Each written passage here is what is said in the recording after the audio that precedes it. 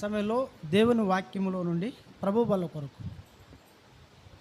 దేవుని వాక్యములో నుండి ప్రభు బల కొరకు కీర్తనల గ్రంథము 50వ అధ్యాయము. ప్రభు బిడ్డలారా, మరి 23వ వచనం అందరం కలిసి చదువుదాం. 23 వచనం అందరం కలిసి చదువుదాము. స్తుతి యాగము అర్పించువాడు నన్ను మహిమ పరచుచున్నాడు. కాబట్టి ఒకటి, దేవునికి మన స్తుతి యాగము మనము 5 వారాలు అర్పించాం. తిరిగి నన్ను మహిమపరచుచున్నాడు అని రాయబడింది. కాబట్టి రెండవ మాట అక్కడే మహిమపరచున్నాడు, నన్ను మహిమపరచున్నాడు. కాబట్టి దేవునికి మహిమకరంగా ఈ లోకంలో మనము జీవించాలి అనేది ప్రభు మనకి తెలియజేసే మాట. కాబట్టి మన ద్వారా దేవునికి ఎలా మహిమ వస్తుంది అనేది, మన ద్వారా యేసుక్రీస్తు ప్రభువారు ఎలా మహిమపరచబడతాడు అనేది గడిచిన 4 వారాలు మనము చూడగలిగాము. మరి ఈ వారం కూడా ఎలా మనము జీవిస్తే మన ద్వారా దేవుడు మహిమపరచబడతాడు అంటే ఒక మాట చూద్దాం రండి. యోహాను సువార్త 15వ అధ్యాయము. యోహాను సువార్త 15వ అధ్యాయము. దేవుని బిడ్డలారా చదువుదాము.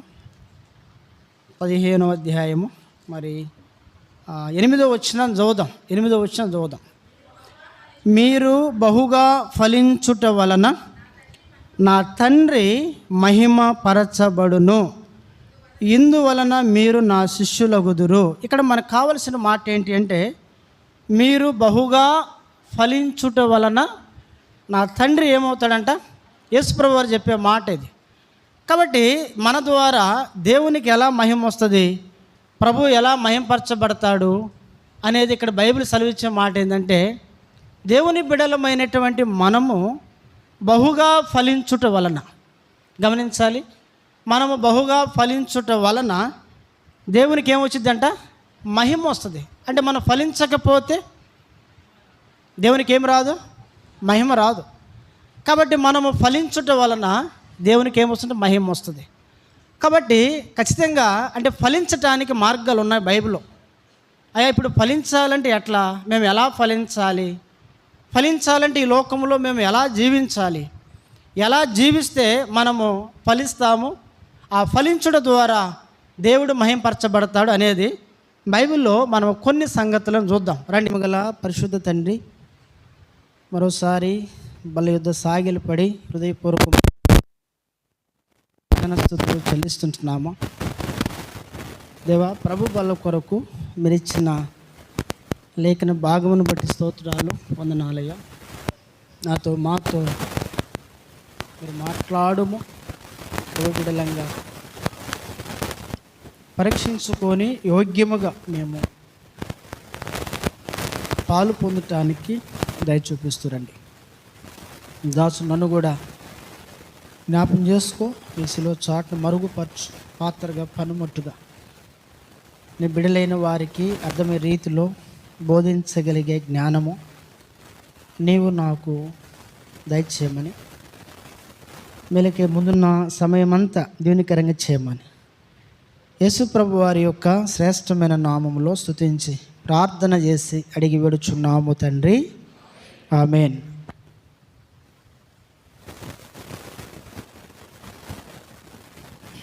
దేవుని వాక్యములో మనము ప్రభు బల కొరకు ప్రియమైన ప్రభు బిడ్డలారా, మరి ఈ కీర్తనల గ్రంథము 50వ అధ్యాయము 23వ వచనములో రాయబడిన మాట ఏంటి అంటే, స్తుతి యాగం అర్పించువాడు నన్ను మహిమపరచుచున్నాడు అని రాయబడింది. కాబట్టి దేవుణ్ణి మనము మహిమపరిచే అనుభవంలో ఉండాలి. మహిమపరచటం మనకు అర్థం ఏంటి అంటే, దేవుని ఘనపరచటము, దేవుని గౌరవించటము, దేవుణ్ణి గొప్ప చేయటం అని అర్థం మహిమపరచటం అంటే.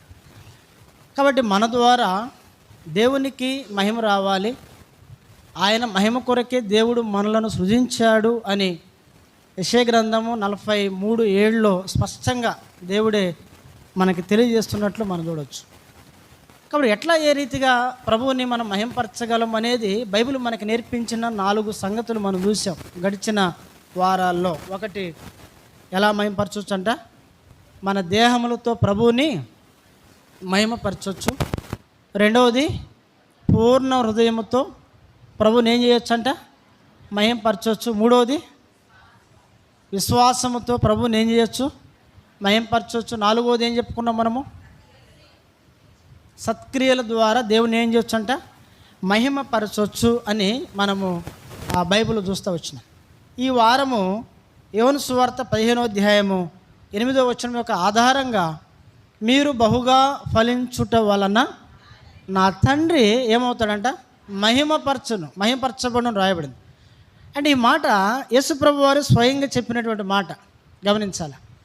కాబట్టి దేవుని బిడ్డలైనటువంటి వారు ఆత్మీయమైన ఫలింపు కలిగి ఉన్నప్పుడు ఆత్మీయమైన ఫలింపు ద్వారా ఎవరికి మహిమ వస్తుందంటే, ప్రభు బిడ్డలారా, దేవునికి మహిమ వస్తుందని బైబిల్ సెలవిచ్చే మాట.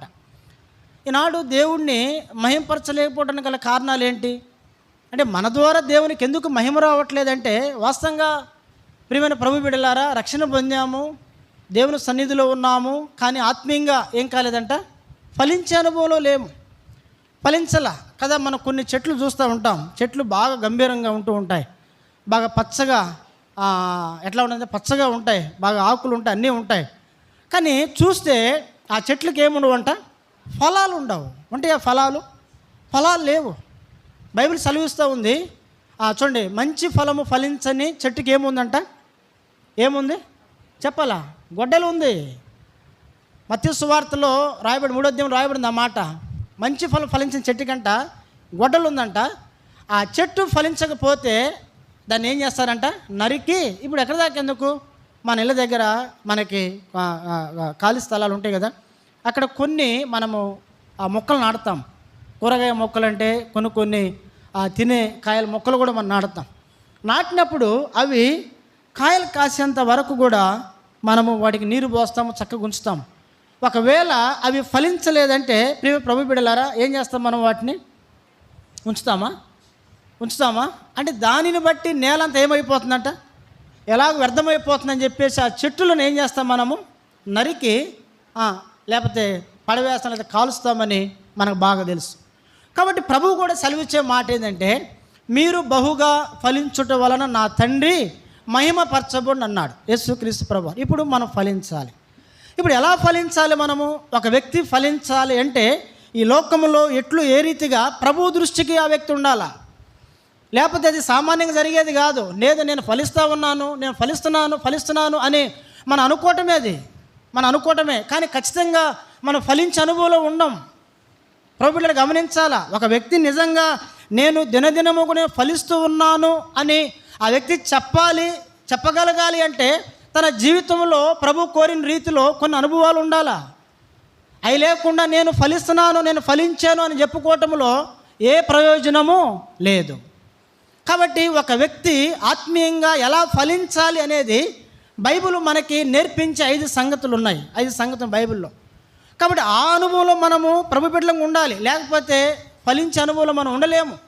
బైబిల్ సెలవిస్తూ ఉంది. ఇప్పుడు ఫలించటానికి ఈ లోకములో మనం ఏం కలిగి ఉండాలి, ఏం చేయాలి, ఎట్లా జీవిస్తే మనం ఫలిస్తాం అనేది ప్రభు మనకు తెలియజేసే 5 సంగతులు మనం త్వరగా చూద్దాం.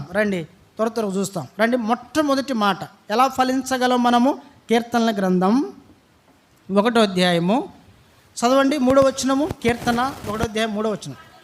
అతడు నీటి కాలువ యోరను నాటబడినదై ఆకు వాడక తన కాలమందు ఫలమిచ్చు చెట్టు వలె నుండును. అతడు చేయనదంతయు ఏమైందంట, సఫలమగును. ఇప్పుడు చెప్పండి, ఒక వ్యక్తి ఫలించాలి అంటే మొట్టమొదటిగా వ్యక్తి ఏం కలిగి ఉండాలా, చెప్పరేంటమ్మా, చెప్పండి. ఏం చెబుతావన్నా, అది కూడా నువ్వే చెప్పంటారా? మరి అట్లా చెప్పాలిగా. మరి ఇప్పుడు వాక్యం ఎంతవరకు మీ హృదయంలో పోతుందని నేను తెలుసుకోవాలి కదా. ఎంతవరకు వాక్యం వింటున్నారు, ఎంతవరకు వాక్యాన్ని గ్రహిస్తున్నారు, ఎంతవరకు మీరు చెప్పగలనేది నేను కూడా తెలుసుకోవాలి. ఇప్పుడు ఒక వ్యక్తి ఫలించాలి అంటే ఆ వ్యక్తి ఏమై ఉండాలంట, నీటి కాలువ యోరను నాటబడాలి. ఇప్పుడు ఉదాహరణకి పక్కన వాగు ఉంది మనకి. ఎప్పుడు వాగు పారుతూ ఉంటుంది, ఒక ఎండాకాలం సమ్మర్లో తప్ప అనుకుందాం. సరే, ఒకవేళ ఎండాకాలంలో కూడా వాగు పారింది అనుకోండి, బాగా పారుతూ ఉందనుకో, ఆ వాగుకి ఇరువైపులో ఉన్నటువంటి మొక్కలు చెట్లు ఏవైనా సరే అవి ఎండిపోతాయా పచ్చగా ఉంటాయా? చెప్పాలా, ఎండిపోతాయా పచ్చగా ఉంటాయా? అవి ఎప్పుడు కూడా ఎలా ఉంటాయంట, అవి పచ్చగానే ఉంటాయి. ఎందుకు పచ్చగా ఉంటాయి అంటే వాటి యొక్క ఏరు అనేది ఎక్కడ ఉందంటే నీటి కాలువ యోరన నాటబడి ఉన్నది. ఇప్పుడు నీటి కాలువ, ఇప్పుడు నీరు అనేది దేనికి గుర్తంటే దేవుని యొక్క వాక్యానికి సాదృశ్యం. గుర్తుపెట్టుకోవాలి, దేవుని యొక్క వాక్యానికి సాదృశ్యం. దేవుని యొక్క వాక్యపు యొక్క వెలుగులో మన జీవితాలు ఉంటే ప్రియమైన ప్రభు బిడ్డలారా, మనము ఆత్మీయంగా దినదినము ఫలిస్తాం. బైబిల్ మనకు నేర్పించే సత్యం ఇది. ఈనాడు అనేకులు ఫలించలేకపోవడం గల కారణాలు ఏంటంటే వారి జీవితాల్లో దేవుని యొక్క వాక్యానికి స్థానం లేదు, వారి జీవితాల్లో దేవుని యొక్క వాక్యము లేదు. యాకోబు పత్రిక 1:20-21 అంటాడు. యాకోబు అంటాడు, ఏమో తెలుసా, మీరు వినువారు మాత్రమై ఉండి మిమ్మలను మీరు మోసపుచ్చుకొనకుండా మీరు వాక్య ప్రకారము ఏం చేయమంటాడు ఆయన, ప్రవర్తించాలంటాడు. అంటే ఏంటి అర్థము, నీవు నీటి కాలువ యోరన నాటబడ్డావు. ఆ నీటి కాలువ అంటే ఎవరో కాదు, ప్రభు అయిన యేసుక్రీస్తు వారే. ఆ నీటి కాలువ ఒడ్డున నువ్వు ఉన్నావు కాబట్టి నువ్వు పచ్చగా ఉంటావు. యేసు ప్రభువులో నువ్వు సారం తీసుకుంటావు. ఆయనలో ఉండబడిన సారాన్ని నువ్వు తీసుకొని దినదినము కూడా నువ్వేమవుతావంట, నువ్వు ఫలిస్తావు. ఇప్పుడు అక్కడ కాకుండా, ఇప్పుడు ఉదాహరణకి ఇక్కడ పక్కన ఖాళీ ప్లేస్ ఉంది కదా, ఖాళీ ప్లేస్లో ఏదైనా మొక్కలు నాటితే నీళ్లు పెట్టకుండా బ్రతుకుతాయి, ఉంటాయి అవి. ఎందుకని చెప్పాలి, వాటికి ఏమీ లేదంట, నీళ్ళు లేవు. ఇప్పుడు మనం వాటికి నీళ్ళు పోసిన అవసరం లేదు. ఇప్పుడు కాలువ గట్టు పక్కన ఉన్నటువంటి చెట్లు మొక్కలు ఏవైనా సరే మనం వాటికి ఏం పెట్టాల్సిన అవసరం లేదు, నీళ్ళు పెట్టాల్సిన అవసరం లేదు. ఆటోమేటిక్గా అవి ఏం చేస్తాయంట, ఆ నీటిని యొక్క సారాన్ని తీసుకుంటాయి, అవే పచ్చగా ఎదుగుతాయని బైబిల్ సెలవిచ్చేమాట. మీరు గమనించాలా ప్రియమైన ప్రభు బిడ్డలారా, ఆ నీటి కాలువ యోరను మనం నాటబడినప్పుడు ఎట్లా ఏ రీతిగా అంటే ఒక మాట మనం చూద్దాం. చూడండి, యెహెజ్కేలు గ్రంథం 47వ అధ్యాయం గమనించాలా. నేను త్వరగా ముగించడానికి ప్రయత్నం చేస్తాను, మీరు త్వరగా బైబిల్లో దేవుని వాక్యం చూస్తాము. చూడండి, యెహెజ్కేలు గ్రంథము 47వ అధ్యాయము 12 వచ్చింది చదవండి. 47:12 వచ్చింది చదవండి. చూడండి, నదీ తీరమున ఇరుప్రక్కల ఆహారం ఇచ్చు సకల జాతి వృక్షములు పెరుగును. చూడండి, వాటి ఆకులు ఏం కావంట, వాడిపోవు, వాటి కాయలు ఎప్పటికీ రాలవు. చూడండి, ఇప్పుడు వాటి ఆకులు వాడిపోవు, వాటి కాయలు ఎన్నటికి ఏం కావాలంట, రాలవని బైబిల్ చెప్పే మాట. ఎందుకని వాటి ఆకులు రాలవు, ఆకులు పచ్చగా ఉంటే కాయలు రాలవు చెప్పాలా. ఇప్పుడు ఉదాహరణకి పొలాలు వేసే వాళ్ళకి బాగా తెలుసు. పొలాలు వేసేవారు మిరప తోటలు వేస్తారు. మిరప తోటలు వేసినప్పుడు ఆ మిరప తోటలకి నీళ్ళు కట్టాలి. ఒకవేళ మనము నీళ్ళు కట్టలేదనుకోండి, గమనించాలా, ఒక 20 రోజులకో నెల రోజులకో దానికి నీళ్ళు కట్టాలి. మిరప మొక్కలకి నీళ్ళు కట్టాలి. నీళ్ళు కట్టినప్పుడల్లా మిరప మొక్కలు ఎలా ఉంటాయంట, పచ్చగా ఉంటాయి. తోట చూస్తే ఎంత పచ్చగా ఉంటుంది, అంత పచ్చగా ఉంటుంది. మీరు గమనించాలి. ఇప్పుడు అదే ఆ మిరప తోటకి ఒక నెల 20 రోజులు మనం నీళ్ళు పెట్టకపోతే ఆ తోట అంతా ఏమైంది తోట చెప్పాలా, అర్థమవుతుందా చెప్పేది నేనమ్మా? తోట ఏమైంది, వడబడిద్ది. ఫస్ట్ తోట వడబడిన తర్వాత చిన్న చిన్నగా ఆకులను ఏమవుతాయి, ఎండిపోతాయి. ఆకులు ఎండిపోయిన తర్వాత ఫస్ట్ ఏం రాలుతాయంట, ఆకులు రాలుతాయి. ఆకులు రాలిన తర్వాత ఇక ఒక్కొక్కటి ఆ చెట్టుకున్నటువంటి మిరపకాయలన్నీ రాలిపోతాయి. ఒకసారి అంటే నా పెళ్ళి సంవత్సరం బహుశా 2004లో నా మ్యారేజ్, మా వివాహం అయింది. 2004లో బాగా వర్షాలు పడకపోతే మా పెదకూరప్పుడు ఆ ఏరియాలో మిరప పంటలు ఎక్కువ వేస్తారు. మిరప తోటలు ఎక్కువ. గుంటూరు జిల్లాలో ప్రసిద్ధి బాగా మిరప తోటలు ఎక్కడ బాగా పండుతుంది అంటే గుంటూరు జిల్లాలో పెదకూరపాడు, లగడపాడు ఆ ప్రాంతాల్లో, బండారుపల్లి ఆ ప్రాంతాల మిరప మొక్కలు, మిరప తోటలు బాగా పండుతుంది అనమాట. అయితే ఆ సంవత్సరము కనీసం ఒక్కసారి కూడా నీళ్ళు పెట్టల. సాగర్ నుంచి కాలువలు వస్తేనే నీళ్ళు పెట్టేది మిరప తోటలకి, లేకపోతే లేవు కదా. ఆ సంవత్సరం వర్షాలు పడలేదు. నాగార్జునసాగర్ డ్యాము అంటే డ్యాము నిండలా, పోతే కాలువలు వదలలేదు. ఈ మిరప మొక్కలను ఏమైపోయినాయంటే, మిరప మొక్కలు వేసామో ఏటో కొంత వర్షం పడితే అవి పెరిగి కొంచెం పెద్ద అయినాయి, కానీ తర్వాత కొన్ని చెట్లకి కొన్ని కాయలు పడ్డాయి, నీళ్ళు కట్టలేదు. కొన్నాళ్ళకి ఏం జరిగిందంటే మిరపకాయలు కోసే పని లేకుండా చెట్టు కాడకి పోయి ఏరుకోవటం. మిరకాయలన్నీ కోసే పని లేకుండా ఏంటంట చెప్పాలా, కింద రాలిపోతాయి కదా. రాలిపోయిన మిరకాయలు మనం ఏంటంట ఏరటమే. ఇప్పుడు ఎందుకు అట్లా జరిగింది చెప్పాలా? వాటికి ఏమి లేవంట, నీరు అనేది లేదు. కానీ బైబిల్ సెలవిచ్చే మాట ఏంటంటే గమనించాల, నది ఇరువైపులా. ఈ మాట ఎందుకు చదివించినానంటే, నీటి కాలువ యోరన ఎప్పుడైతే మనం నాటబడిన అనుభవంలో ఉంటామో మన ఆకులు ఎలా ఉంటాయి, ఎప్పుడు పచ్చగా ఉంటాయంట. కాయలు ఏం కావు, కాయలు రాలేవు. కారణం ఏంటంటే దేవుని యొక్క సారాన్ని మనం తీసుకుంటా ఉన్నాం. యేసుక్రీస్తు ప్రభు వారిలో మనము అడ్డుకట్టబడి ఆయనలో ఉన్నటువంటి సారాన్ని మనం తీసుకొని దినదినము కూడా మనము ఫలిస్తూ ఉన్నామని బైబిల్ సెలవిచ్చే మాట. కాబట్టి చాలామంది జీవితాల్లో ఈ పచ్చదనము అనేది, ఈ ఫలింపు అనేది లేకుండా పోవడం గల కారణాలు ఏంటి చెప్పాలా? వారు నీటి కాలువ యొక్క యోరన అనే అనుభవంలో వారు లేరు. ఉన్నారంటారా చెప్పాలా? మేము ఉన్నాం అనేవాళ్ళు చేయి పైకి ఎత్తండి. అట్లా ఎత్తినా కానీ మళ్ళీ ఏదైనా తేడా వచ్చిందని ఎవరు ఎత్తట్లా కదా. అట్లా ఎత్తినా అంతే కదా. మళ్ళీ ఇప్పుడు ఒకళ్ళిద్దరు ఎత్తినా కూడా అందరూ చూస్తారు కదా, అబ్బో వీళ్ళేనా ఫలించేవాళ్ళు, అంటే మేము ఫలించేవాళ్ళం కదా అంటారు. అంతేనా? అందుకని ఎత్తట్లేదా చేతులు? అంటే మీ లెక్కలో మరి ఫలింపు లేకపోతే ఎందుకు ఇంకా ఏం మాట్లాడరేంటి ఇప్పుడు? అందుకే నేను స్టార్టింగ్ ఎందుకు పాడల పాట అంటే, వాక్యం చదివించినాక ఎందుకు పాట పాడినామంటే దాన్ని, ఆ పాటని మీరు ఎరుగుతారు. ఫలములు లేని వాడనయ్యా ఫలింపజే మేసయ్యా అని మీరు తెలుసుకుంటారని వాక్యం రిఫరెన్స్ చదివించినాక ఆ పాట పాడేవాళ్ళు, అది ఫస్టే పాడేవాళ్ళు. కాబట్టి ప్రియమైన ప్రభు బిడ్డలారా, దేవుని బిడ్డలైనటువంటి వారు ఫలించాలి అంటే వారు నీటి కాలువ యోరను వారు నాటబడి. లేకపోతే ఏమవుతుందో తెలుసా? ఒక మాట చూద్దాం. యెషయా గ్రంథం 27వ అధ్యాయము 11.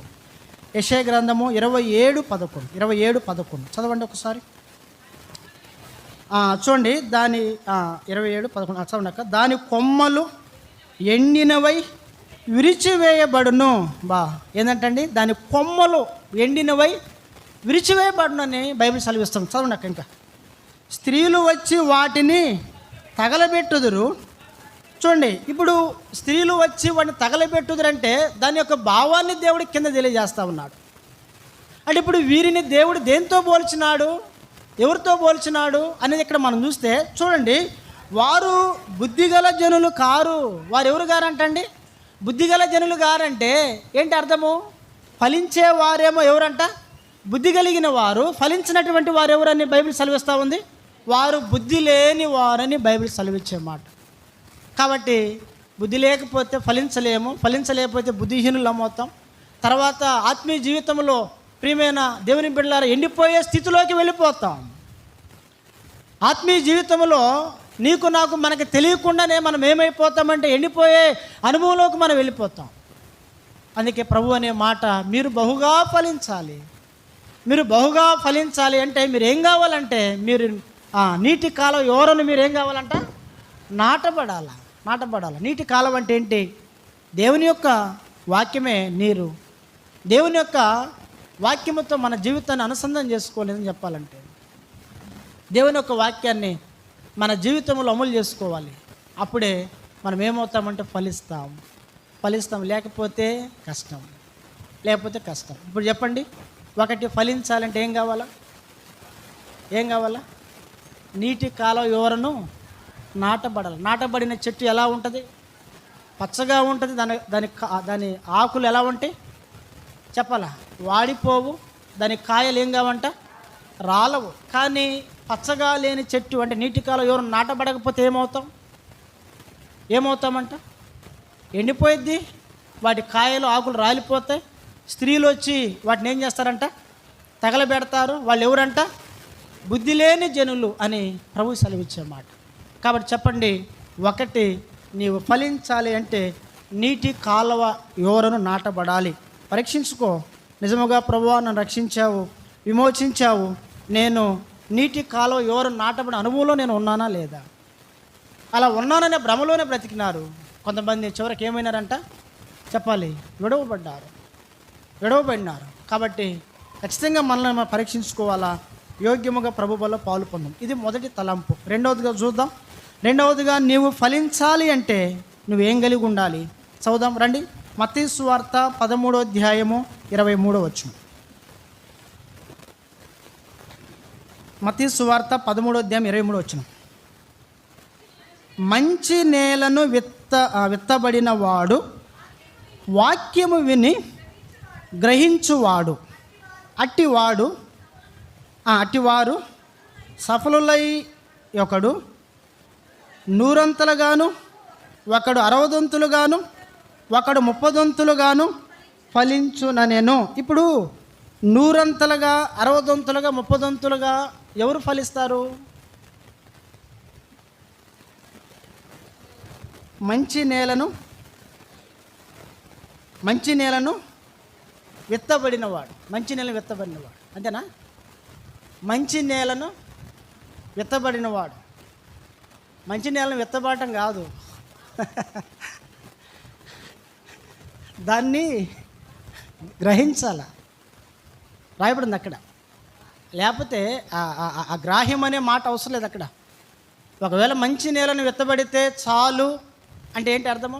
మనం రక్షణ పొందాము, బ్యాప్టిజం తీసుకున్నాం, మారు మనసు పొందాం, పాప క్షమాపణ వచ్చింది, దేవుని యొక్క సంఘములో చేర్చబడ్డ అంగములుగా చేయబడ్డాం, ఇంతవరకు అనుకుంటే, ఇక చాలే అనుకుంటే మనం ఏం కామంట ఫలించం కదా. మారు మనసు తగిన ఫలములు ఫలించు అనే ఇందాక మన పాడిన పాటలో ఉంది కదా ఆ పాట. అంటే ఏంటి ఇక్కడ అర్థమంటే, చూడండి, నేను మీకు కొంత వివరంగా దాన్ని తెలియజేయటానికి ముందుకు సాగుతా. చూడండి, గ్రహించువాడు అని రాయబడి, మంచి నేలను విత్తబడిన వాడు వాక్యము విని అట్టివారు సఫలుల ఒకడు 100 ఒకడు 60 100 30 ఫలించుననే మాటలో మధ్యలో ఏముందంటే చెప్పండి, గ్రహించువాడు అని రాయబడి. గ్రహించువాడు అంటే గ్రహింపగలిగిన వాడు అని అర్థం. అంటే ఏ గ్రహింపగలిగిన వాడు చెప్పాలా?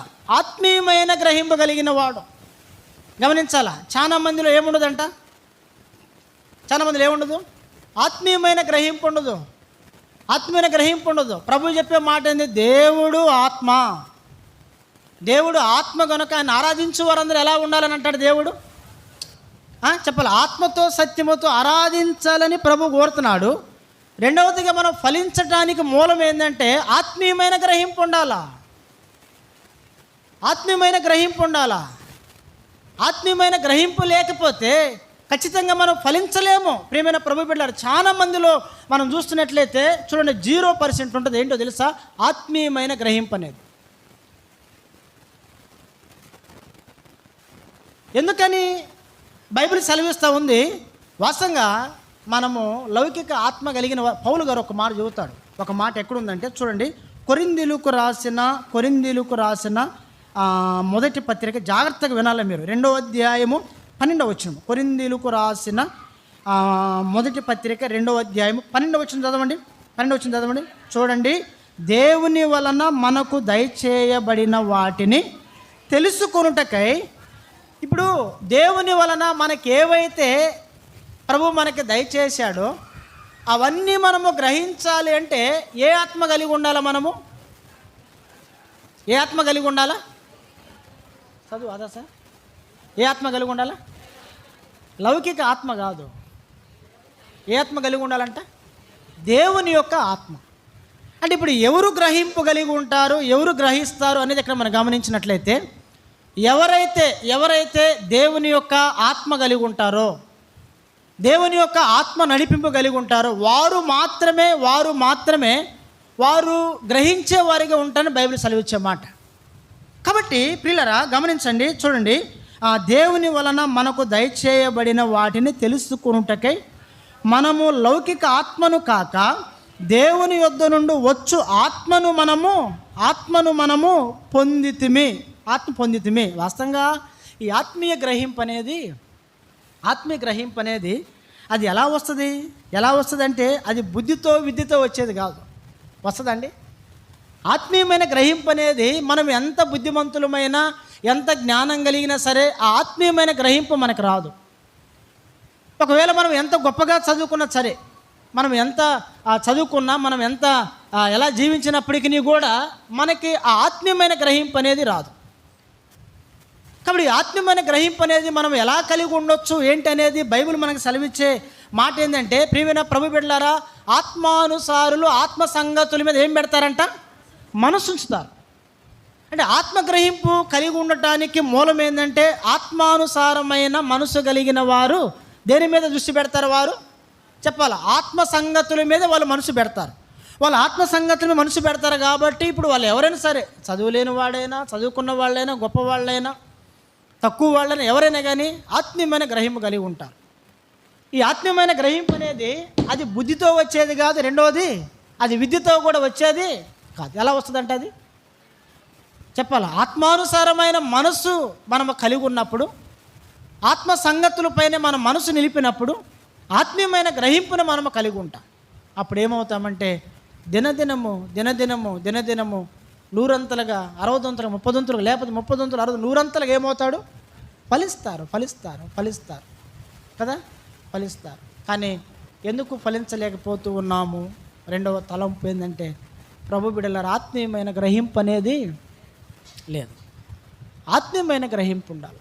ఆత్మీయమైన గ్రహింపు లేకపోతే దేవుని బిడలైనటువంటి వారు ఆత్మ వివేచన కాబట్టి మనము దాన్ని కలిగి ఉన్నప్పుడే మనం ఫలిస్తాము. మన ద్వారా ప్రభుకి ఏముంటుందంట? మహిమ ఉంటుంది. అప్పుడే మనము యోగ్యులంగా చేయబడతాం. లేకపోతే ఎవరు అవుతాం? చెప్పరేంటండి? మన ద్వారా ప్రభుకు మహిమ రాకపోతే ఇప్పుడు మనం యోగ్యులమా? అయోగ్యులమే కదా. మన ద్వారా ప్రభువుకు మహిమ రాకపోతే అయోగ్యులమే. కానీ యోగ్యులం ఎలా అవుతాం మనం?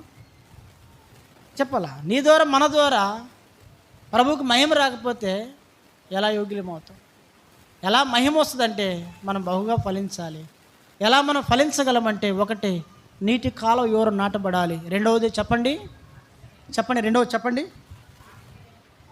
రెండవది ఏంటంటే ఆత్మీయమైన గ్రహింపు. శరీరానుసారమైన లౌకికమైన గ్రహింపు అవసరం కదా. ఆత్మానుసారమైన మనసు, ఆత్మ గ్రహింపు, ఇది రెండవ తలంపుగా మనం చూడవచ్చు. మూడవదిగా చూస్తాం రండి. మూడవదిగా నీ ఫలించటానికి మూడవ మార్గం రండి చదువుదాం. యోహాను సువార్త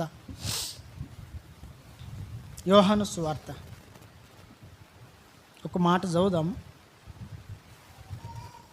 యోహాను సువార్త 15వ అధ్యాయం. యోహాను సువార్త 15వ అధ్యాయం చదువుతాము. 2వ వచనము, లేకపోతే మొదటి 2 వచనం చదువుదాం సిస్టర్. నేను నిజమైన ద్రాక్షవల్లిని.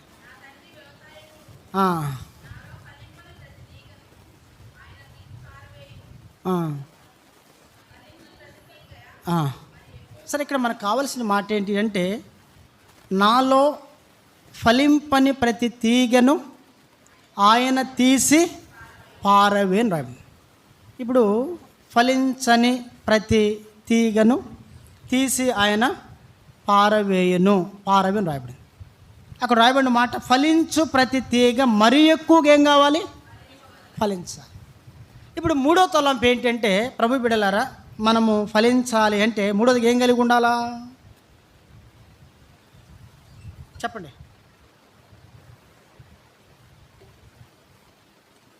చెప్పండి.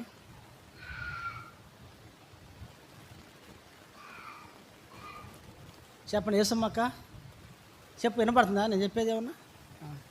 మనం ఫలించాలంటే ఏం చేయాలి? మూడోది అంటున్నాను నేను. నన్నే అడిగేమైందన్నా అంటావా? చెప్పాలా అంటే మనలో పనికి రాని వాటిని ఏం చేయాలంట? తీసిపోయాలి. అంతేనే కదా. కురేన్ అంకుల్ ఎప్పుడూ ఒక మాట చదువుతాడు, ప్రతి పాటలు మీటింగ్ పెట్టినప్పుడు చదువుతాడు. హృదయంలో 2 కుక్కలు కొట్టుకుంటున్నాయంట, పోట్లాడుకుంటున్నాయి బాగా. ఒకటి నల్ల కుక్క, ఒకటి తెల్ల కుక్క. ఈ 2 కుక్కలు పోట్లాడుకుంటున్నాయి. ఈ 2 కుక్కల్లో ఏ కుక్క గెలుస్తా చెప్పండి అన్నాడు ఆయన. చెప్పాలి, ఏం చెబుతాం మనం? ఏం చెబుతారు మీరు చెప్పండి. రాజకుమార్ అన్న, ఏ కుక్క గెలిచింది? అంతే. అంటే దేనికైతే ఎక్కువ మనము ఆహారం పెడతామో ఆ కుక్కే గెలిచింది అని కూడా అదే చెప్పాడు. వాస్తవం అది కదా. ఇప్పుడు యేసు ప్రభు అంటాడు ఏమని? హృదయం అన్నిటికంటే మోసకరం, అది ఘోరమైన వ్యాధి గలది అంటాడు. కాబట్టి హృదయంలో నుండి 13 రకాల పాపాలు బయలువెళ్ళుననే మాట మనం చూస్తాం. గమనించాల. మన వాళ్ళు ఎప్పుడో పాట పడతారు, హృదయం అనే తలుపు నొద్ద యేసు కదా. చెప్పాలా, హృదయం అనే తలుపు నొద్ద పండి. హృదయం అనే తలుపు నొద్ద యేసు నాదుండు. వాళ్ళు భలే పాడతారు అసలు ఈ పాట. బాప్టిస్ట్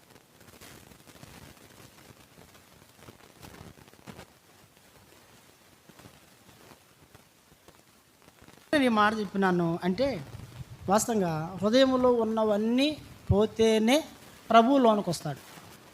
అంతే కదా, హృదయంలో ఉన్నవి పోతేనే ప్రభువు లోనికి వస్తాడు.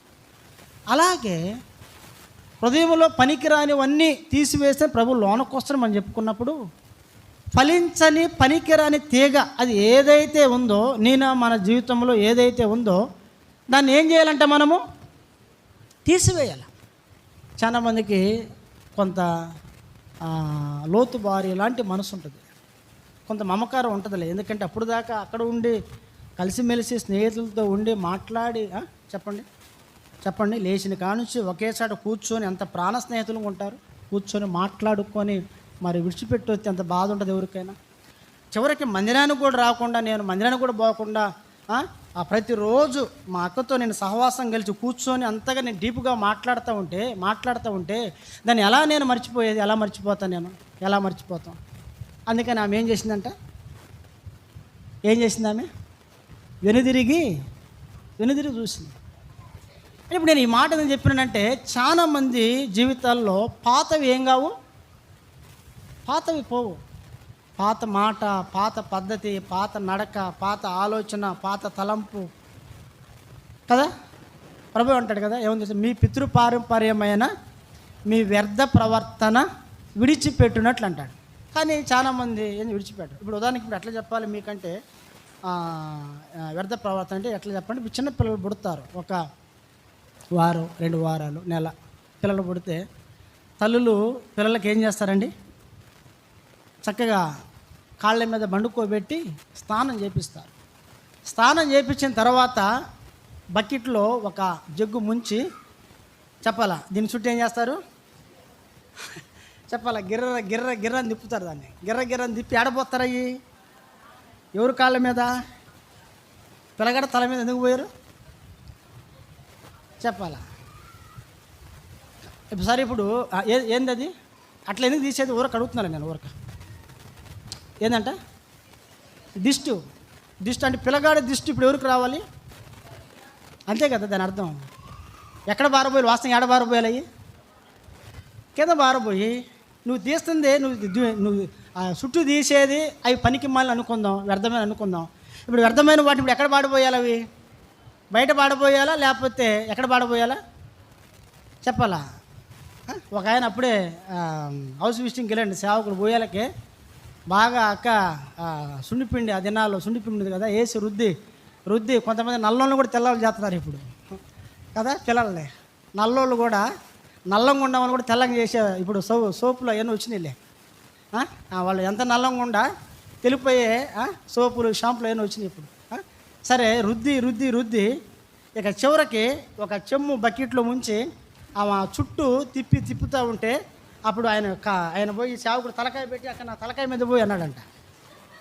తలకాయ పెట్టి అక్కడ నా తలకాయ మీద పోయి అనేలకి ఇక ఆమెకి చెప్పలు ఫీజులు ఎగిరిపోయినాయి. ఇంకా అమ్మ అన్న అంటే ఎందుకక్క అట్లా చేస్తారు అంటే, అన్న ఏదో అట్లా చేసి అన్న అందరూ చేస్తున్నారని నేను కూడా ఏదో అని చేసినాను. ఇప్పుడు ఎన్ని చెప్పినా మనకు కూడా బాధ అది పోయిద్దా చెప్పాలా. ఇప్పుడు కూడా అంతే. ఇప్పుడు మీకు పిల్లలు, మీ కోడళ్ళకి, మీ కుమార్తెలకి పిల్లలు పుట్టారనుకోండి, మీరు కూడా ఖచ్చితంగా అలాగే చేస్తారా చేయరా? చెప్పరేంటమ్మా? మేము చేయమన్న వాళ్ళు చేయి పైకి ఎత్తండి చూద్దాం. సరే మంచిదే అట్లా. కానీ చాలామంది అట్లా తిప్పి కాళ్ళ మీద పోస్తారు. మరి కొంతమంది ఏం చేస్తారు తెలుసా? కొంతమంది ఏం చేస్తారు, పండుకునేటప్పుడు ఇంటి గుమ్మంలో ఏం పెడతారంట చెప్పలు? ఏం పెడతారు? చీపురులు పెడతారు. ఓరే ఎంత అమాయకులండి చెప్పాలా. అపవిత్ర ఆత్మ, దురాత్మ యొక్క శక్తి ఎంతో తెలుసా? దానియేలు ప్రార్థన చేస్తూ ఉంటే పరలోకం నుండి గాబ్రియేలు దూత వస్తూ ఉంటే వాయుమండల సంబంధమైన దురాత్మల సమూహము గాబ్రియేలు దూతను అట్లా ఆపింది. ఎన్ని సంవత్సరాలు తెలుసా? ఎన్ని రోజులు తెలుసా? 21 రోజులు ఆపింది దురాత్మ. 21 రోజులు ఆపితే ప్రియమైన ప్రభు బిడ్డలారా గమనించాలి, మికాయేలు వచ్చింది. గమనించాలి. ఈ చీపుర్లు, ఈ గడ్డపారలు ఇవన్నీ పనిచేస్తాయా? చెప్పాలా. అసలు వాసన చెప్పాలంటే అవి ముందే వచ్చి కూర్చుంటే, ఎవరే నాయన నాకు తెలుసులే అని చెప్పేసి ముందే వచ్చి కూర్చుంటాడు. కాబట్టి నేను ఎందుకు ఈ మాట చెబుతున్నానంటే, ప్రభు బిడ్డలు మీరు నవ్వాలని కాదు. కాబట్టి చాలామంది దేవుని బిడ్డల యొక్క జీవితాల్లో ఇవి ఖచ్చితంగా ఉన్నాయి, ఇవి లేవని మనం చెప్పరాదు, ఖచ్చితంగా ఉన్నాయి. కాబట్టి ప్రభు చెప్పే మాట ఏంటంటే, నాలో ఫలింపని ప్రతి తీగను ఏదైతే ఫలించని. బైబిల్లో ఒక మాట ఉంది, ఏమో తెలుసా? చెప్పాలా. ఇప్పుడు మనము ఎక్కడైనా కూరగాయలు కొనడానికి వెళ్ళినా, లేకపోతే ఏదైనా ఫ్రూట్స్ అవి కొనడానికి వెళ్ళినా, కాయలు కొనడానికి వెళ్ళినా, వాటిల్లో కుళ్ళిపోయిన కొన్ని ఉంటాయి. కాయలు కానీ, టమాటాలు, లేకపోతే ఏమైనా ఫ్రూట్స్ ఏమైనా కుళ్ళిపోయిన వాటిని అందులోనే పెట్టి అమ్ముతారా వాళ్ళు? చెప్పాలా. ఆ కుళ్ళిపోయిన దాన్ని తీసి పక్కన ఏం చేస్తారు? వాళ్ళు పడవేస్తారు. ఒకవేళ కుళ్ళిపోయిన దాన్ని కూడా అందులో పెడితే ఏమైందంట? ఏది పాడేది? అది కాదు, మొత్తం ఎన్ని అవుతుండే అన్నీ పాడైపోతాయి.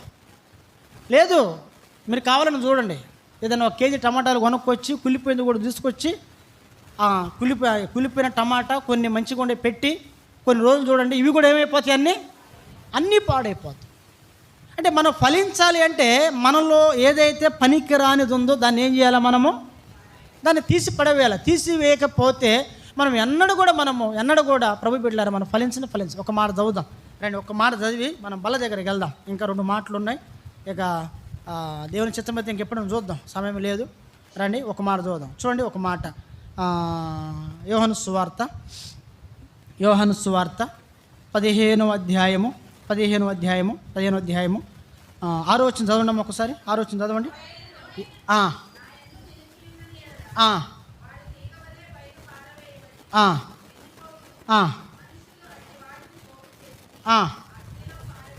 ఇప్పుడు దీన్ని ఏమంటారు తెలిసిన? ప్రభు బిడ్డల 6వ వచనంలో రాయబడినటువంటి మాట చూడండి. ఏమని రాయబడింది? మనుషులు అట్టి వాటిని పోగు చేసి అగ్నిలో ఏంటంటే చూడండి, ఎవడైనను నాయందు నిలిచి ఉండని ఎడల వాడు తీగ వలె బయట పారవేయబడి ఎండిపోవును. మనుషులు అట్టి వాటిని పోగు చేసి అగ్నిలో ఏం చేస్తారంట అంటే ఫలించని తీగను గురించి నేను చెప్పే మాట. కాబట్టి అది ఏంటంటే ఆత్మీయమైన మరణం. కాబట్టి ప్రేమైన ప్రభు బిడ్డలారా, యేసు ప్రభు మనకు తెలియజేసే మాట ఏంటంటే, 1 నీటి కాలువ యోరను నాటబడాలి. అప్పుడు మనం పచ్చగా ఉంటాం, ఫలిస్తాం, లేకపోతే కష్టం. 2వదిగా చెప్పబడిన మాట ఏంటి అంటే, ఆత్మీయమైన గ్రహింపు ఉండాలి. భౌతికమైన లౌకికమైన గ్రహింపొద్దు, అది పనికిరాదు. దాని ద్వారా మనకి నష్టమే, మన కుటుంబానికి నష్టమే, సంఘానికి కూడా నష్టమే. కాబట్టి ఏ గ్రహింపు ఉండాలంటే ఆత్మీయమైన గ్రహింపు ఉండాలి. 3వదిగా మనం చూసినట్లయితే చెప్పండి, 3వది ఏంటంట? ఏదైతే నీలో నాలో ఫలించనిది ఉందో దాన్ని ఏం చేయాలంట? తీసి పారవేయాలి. ఇంకొక మాట చదువుదాం, ఎందుకంటే వచ్చేవారు మనం వేరే వర్తమానంలోకి వెళ్తాం కాబట్టి ఈ 2 మాటలు చదివిస్తాను. యోహాను సువార్త 12:24 త్వరగా. 4వదిగా నీవు ఫలించాలంటే ఏం చేయాలి? యోహాను సువార్త 12:24 చూడండి. గోధుమ గింజ భూమిలో పడి అది ఒంటిగానే ఉండును, అది సచ్చిన ఎడల విస్తారముగా ఫలించనంట. అంటే ఇదేమి ఇక్కడ దీని ఆత్మీయమైన మాట ఏంటి, దీని సారాంశం ఏంటంటే మన ప్రాచీన జీవితాన్ని ఏం చేసుకోవాలో మనము చంపివేయాల. ఏ జీవితం అంట? మన పాత, అంటే ప్రాచీన అంటే ఏంటి, మన పాత జీవితం. ఒక మాట ఎఫెసీయులకు రాసిన పత్రిక చూడండి 4:22 ఎఫెసీయులకు రాసిన పత్రిక 4:22 చదవాలి త్వరగా. కావున మునుపటి ప్రవర్తన విషయములోనైతే మోసకరమైన దురాశ వలన చెడిపోవు మీ ప్రాచీన స్వభావమును వదులుకొని, ఇప్పుడు ఏం చేయాలంట అంటే మునుపు ఏదైతే మనలో ఉండబడిన మోసము, దురాశ, చెడిపోయిన ప్రాచీన స్వభావాన్ని ఏం చేయాలంట, మనము ఏం చేయాలి? చంపివేయాల. వదలటం కాదు, చెప్పాలా, అసలు పూర్తిగా చంపివేయాల. ఇప్పుడు పాము ఉంది, ఉదాహరణ అనుకుందాం మనం. పాము వచ్చింది అనుకోండి, పాము పాము పాము అని భయపడి పరిగెత్తే వాళ్ళు ఒకరు ఉంటారు, అవునా కదా? పాము పాము పాము రండి కొట్టి చంపండి అని పిలిచేవారు మరొకరు ఉంటారు, నిజమా కదా? మీరు వినాలి జాగ్రత్తగా, అర్థమైంది నేను చెప్పింది మీకు. పాము వచ్చిందండి, పాముని చూసి పాము పాము పాము అని పరిగెత్తే వాళ్ళు కొంతమంది ఉంటారు. కొంతమంది అదే పాముని చూసి పక్కన వాళ్ళని పిలిచి పాము రా కొడదగానే అనేవాళ్ళు కొంతమంది ఉంటారు. మరి కొంతమంది ఏం చేస్తారంటే దగ్గరకు వచ్చి ఆ పాముని అట్లా కొట్టి చంపి విసిరేసి పక్కన వెళ్ళిపోతారు. అంటే ఏంటి? వదిలిపెడతాం అనేది ఎట్లా ఉంటుందంటే, ప్రియమైన ప్రభు బిడ్డలారా, పాము నరిసి మనం వెళ్ళిపోయేదాన్ని ఏమంటారంటే వదిలిపెడతామని అర్థం. ఆ వచ్చిన పాముని కొట్టి చంపడం ఏమంటే చెప్పాలా, మన ప్రాచీన స్వభావాన్ని ఏం చేయటం అని అర్థం?